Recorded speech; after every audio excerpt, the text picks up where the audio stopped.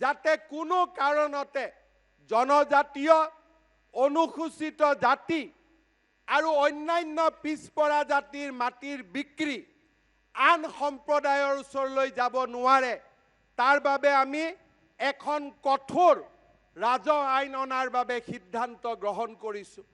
এই সিদ্ধান্তই অবিভক্ত গোৱালপাৰা জিলাৰ কোচ ৰাজবংশী, নাথ, সূত্ৰধাৰ, বড়ো, ৰাভা সকলো জনগোষ্ঠীৰ ভূমিৰ অধিকাৰক সুৰক্ষিত কৰিব।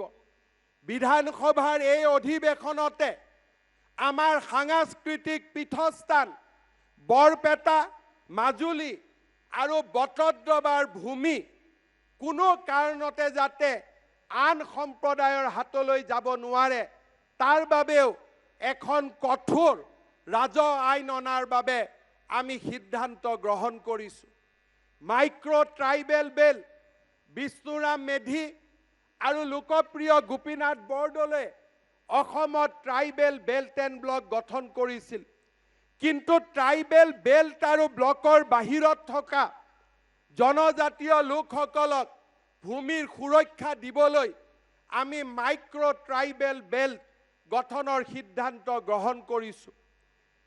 এটা সম্প্ৰদায়ৰ পৰা আন এটা সম্প্ৰদায়লৈ ভূমি হস্তান্তৰ যাতে অতি সহজে হ'ব নোৱাৰে, আমাৰ হাতত থকা শেষ মাটিখিনিও যাতে আমি ৰক্ষা কৰিব পাৰোঁ তাৰ বাবেও আন এখন আইন অনাৰ বাবে আমি সিদ্ধান্ত গ্ৰহণ কৰিছোঁ। যাতে কোনো কাৰণতে জনজাতীয় অনুসূচিত জাতি আৰু অন্যান্য পিছপৰা জাতিৰ মাটিৰ বিক্ৰী আন সম্প্ৰদায়ৰ ওচৰলৈ যাব নোৱাৰে তাৰ বাবে আমি এখন কঠোৰ ৰাজহ আইন অনাৰ বাবে সিদ্ধান্ত গ্ৰহণ কৰিছোঁ। এই সিদ্ধান্তই অবিভক্ত গোৱালপাৰা জিলাৰ কোচ ৰাজবংশী, নাথ, সূত্ৰধাৰ, বড়ো, ৰাভা সকলো জনগোষ্ঠীৰ ভূমিৰ অধিকাৰক সুৰক্ষিত কৰিব।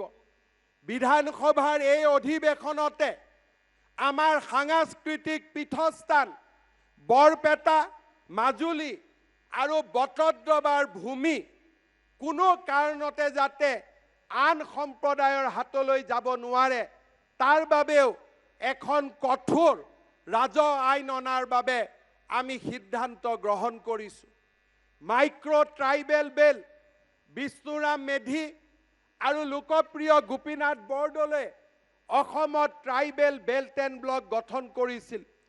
কিন্তু ট্ৰাইবেল বেল্ট আৰু ব্লকৰ বাহিৰত থকা জনজাতীয় লোকসকলক ভূমিৰ সুৰক্ষা দিবলৈ আমি মাইক্ৰ' ট্ৰাইবেল বেল্ট গঠনৰ সিদ্ধান্ত গ্ৰহণ কৰিছোঁ।